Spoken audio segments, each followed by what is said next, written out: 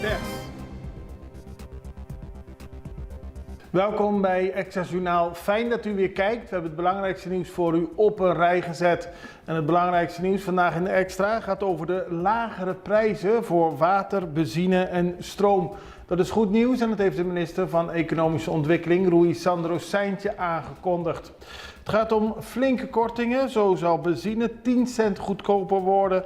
Diesel wordt 26 cent goedkoper. Elektriciteit gaat 5 cent naar beneden en water 37 cent. En daarbij komt natuurlijk nog dat vorige maand er ook al dalingen waren aangekondigd. Dus in totaal in 2 maanden tijd is de benzine 54 cent per liter goedkoper geworden en water 52 cent. En dat is, zoals gezegd, volgens minister van Economische Ontwikkeling Rui Sandro Seintje, positief nieuws. CBCS akkoord over Enja. Dat heeft de Centrale Bank van Curaçao en Sint Maarten gisteren laten weten.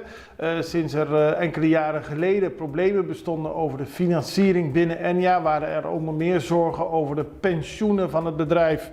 Nu heeft de Centrale Bank van Curaçao en Sint Maarten gezegd dat er met de regeringen van Curaçao en Sint Maarten een plan is ontwikkeld om de pensioentak van Enja, dat is Enja Caribe Leven, weer op de rails te krijgen.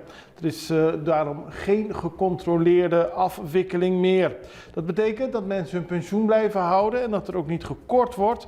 Wel betekent het dat zowel Curaçao als Sint Maarten voor de komende jaren, 30 jaar lang, geld moeten storten in een fonds.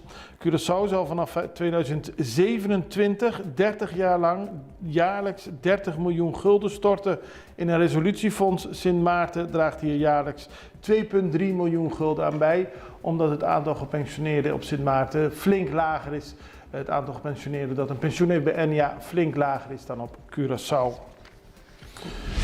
Dan is de APVO blij met de indexering. Er werd natuurlijk vanaf de maand november gestreden, in ieder geval gepraat met de overheid over de indexering. Daar is een akkoord over bereikt en vandaag krijgen de ambtenaren, dan gaat het over ambtenaren en onderwijzend personeel, hun indexering betaald. Het gaat in totaal om een bedrag van 46 miljoen gulden dat het de overheid kost. Ook de loontreden en de lumpsum moeten nog aangepast worden. Zo hebben de vakbonden gevraagd, maar dat gaat volgend jaar pas gebeuren. Niettemin, George Hernandez van de APVO is blij voor de ambtenaren dat er nu daadwerkelijk sprake is van een indexering. Meer roadblocks op straat. Dat is iets wat automobilisten op Curaçao kunnen verwachten. Gisteren was er een roadblock op de Schottegatweg West ter hoogte van PWFC. Dat betekende dat leden van de politie, de VKC en de Curaçaose politie auto's aanhielden en controleerden. Niet alle auto's, eigenlijk bijna alle auto's kunnen gecontroleerd worden en worden ook daadwerkelijk gecontroleerd. Het ligt er natuurlijk ook aan of daardoor een opstopping ontstaat, dan wordt er weer anders naar gekeken. Niettemin, een roodblok betekent dat je moet stoppen en dat er wordt gekeken of alles goed is in de auto. En die roadblocks zullen blijven bestaan tot en met carnaval.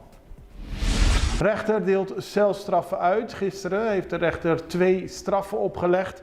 De eerste aan de 24-jarige Nicole Leek. Zij kreeg 2 jaar gevangenisstraf voor het stelen en daarna wegrijden, wegvluchten met een auto. Ook heeft ze 60 dagen gekregen voor een uitbraak. Nicole Leek is pas 24, maar is in de afgelopen jaren vaak in contact gekomen met justitie. Ze brak onlangs uit de gevangenis omdat ze naar eigen zeggen geen medische zorg kreeg. Ook heeft een 43-jarige man, Eliander, 8 jaar cel gekregen wegens poging tot moord op zijn ex-vrouw. Op 16 augustus in de Havenstraat overviel hij de vrouw en stak haar 15 keer. Ze heeft het overleefd, maar in 2011 kreeg de man al 9 jaar cel wegens doodsteken van de moeder van 2 kinderen. De vrouw overleed en hij zat toen 4 jaar en 8 maanden vast. Nu heeft hij dus weer eenzelfde delict gedaan, poging tot moord, en daarom zit hij de komende 8 jaar vast. Klimaatdebat over de BES-eilanden. Ja, dat is een opmerkelijk bericht vanuit Nederland, want in het voorjaar wijdt de Tweede Kamercommissie voor Koninkrijksrelaties een apart debat over de gevolgen van klimaatverandering voor de Caribische delen van het Koninkrijk. Een van de onderwerpen op de agenda is het rapport Het is nooit te laat van kwartiermaker Ed Nijpels. Het is opmerkelijk omdat eventjes het dossier controversieel verklaard dreigde te worden. Volgens Kamerlid Peter van Haassen van de PVV moest er niet worden gesproken over het onderwerp, omdat Curaçao onlangs voor $450 miljoen een schikking heeft getroffen met de Venezolaanse staatsoliebedrijf PDVSA. Volgens de PVV-Kamerlid kun je niet enerzijds op Curaçao investeren in olie en dan praten over klimaatverandering in Bonaire. Hij kreeg daar geen meerderheid voor, want verschillende Kamerleden zeiden dat dat losstaande zaken zijn. In ieder geval, het debat wordt volgend jaar gehouden en dan zullen we u er meer van op de hoogte brengen. Dan, Americo Today wordt vandaag begraven. De fractieleider van de MFK wordt vandaag begraven en dat is een uitgebreide, eerbiedwaardige begrafenis. Die begint bij het parlement. Hij wordt later naar PWFC gebracht. Daar zal de regering, het parlement, heel veel hoogwaardigheidsbekleders afscheid van Today nemen. Het publiek kan ook afscheid nemen van Today. En daarna wordt hij, voordat hij naar de begraafplaats wordt gereden, ook nog langs het kantoorgebouw van zijn partij, de MFK, gereden. De begrafenisceremonie begint om 8:30 en duurt tot na 4. En daarmee wordt afscheid genomen van een toch wel heel bijzonder politicus voor Curaçao. Even een break, zo zijn we terug met meer nieuws. Si bono sapa king ni pa quanto gente botingo hasi compras, bon por hasi compras bon, ni presupuestate fin di luna. Untasina? Bota risca de gastar 100 comprando de menos de algo esencial e de mais de algo innecessário. Mes costa conta para nosso país. Sem bom data, nós não por planificar. Por exemplo, quanto adulto maior tem? E muita cuta para a escola? E quanto tem desabilidade? PCI CB esta organizar Censo 23. Para toda instância com mister de boa informação, por hanhas aqui. Família cooperar, saco Censo 23 tapahanha vista total, correto e anônimo. É família aqui tá cooperar.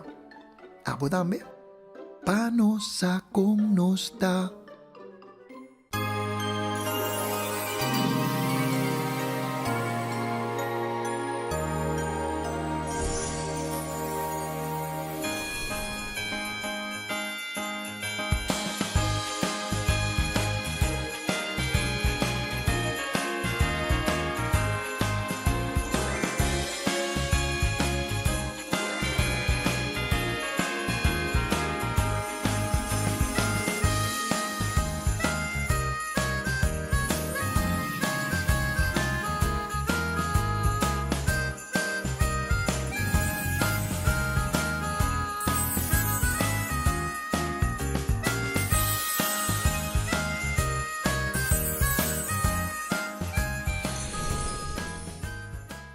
Dan hebben we nog verschillende berichten voor u. Onder meer het bericht dat de MCB, Maduro en Curiels Bank, haar prijs voor 2023 dit jaar heeft uitgereikt aan Totalica. Het is een prestigieuze prijs en Totalica is een vereniging voor ouders en vrienden van mensen met een verstandelijke beperking.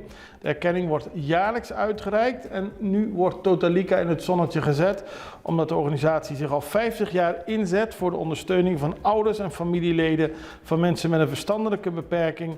En de organisatie biedt daar morele en spirituele steun aan en werkt samen met diverse partners om de levenskwaliteit van haar leden te verbeteren. Totalica is in 1973 opgericht en er zijn verschillende bekende onderdelen van Totalica, waaronder de Stichting Zorg voor Geestelijk Gehandicapten, nu bekend als Fondation Verriet. Ander nieuws, en dat is minder positief nieuws. 2 berichten over jongeren die zich eigenlijk niet gedragen. Het eerste gaat over scholieren die opgepakt zijn in Otrabanda. Wie regelmatig in Puna en Otrabanda overdag komt, ziet er veel scholieren. Die komen samen, die maken ruzie, soms zijn er zelfs vechtpartijen. En gisteren moest de politie ingrijpen bij een groep scholieren die op het Brionplein dicht bij de brug stonden. Toen de politie daar aankwam om een einde te maken aan een vechtpartij, raakte een van de jongen helemaal over zijn toeren en bejegende de politie nogal onbeschoft. Hij schold de politie uit en daarom is hij opgepakt. Even later gebeurde het ook met een andere jongeman bij de busstation busstation in Otrabanda. Ook hij werd opgepakt. De politie zegt niet te tolereren dat er vechtpartijen ontstaan tussen jongeren op straat. En helemaal niet dat ze zich onbeschoft gedragen tegen de politie. En dan is er een ander bericht over stenengooiers in Soto en Santa Marta. Het is niet de eerste keer, maar ABC Busbedrijf waarschuwt ervoor dat er jongeren zijn die de bussen bekogelen met stenen als ze naar Bandabao gaan.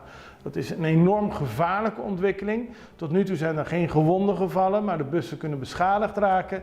En het kan ertoe leiden dat ABC Busbedrijf ervoor kiest om 's avonds niet meer naar Bandabao te rijden. Dat is eerder gebeurd bij Sirapapaya en het heeft natuurlijk enorme gevolgen voor de mensen van Bandabao. Daarom doet ABC Busbedrijf een oproep aan de jongeren om geen stenen te gooien, maar vooral om aan de ouders om op hun kinderen te letten.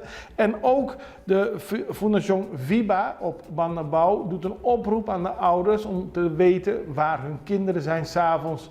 Het is ik weet niet hoe je het moet noemen, maar het is iets geks wat kinderen doen en ze steken elkaar daarmee op. Maar ouders moeten beter op hun kinderen letten. Dat is het verhaal vanuit Bandabao. En daarmee zijn we aan het einde gekomen van deze aflevering van Access Journaal. Ik ben er morgen weer. De begrafenis van Americo Today is trouwens de hele dag te volgen op de sociale media van Extra. Dus kunt u er niet bij zijn, wilt u het in de gaten houden, dan kunt u naar onze sociale media toe gaan. We zien elkaar morgen weer, dan hebben we weer nieuws en we hopen dan dat u er dan weer bent. Tot ziens. Dag.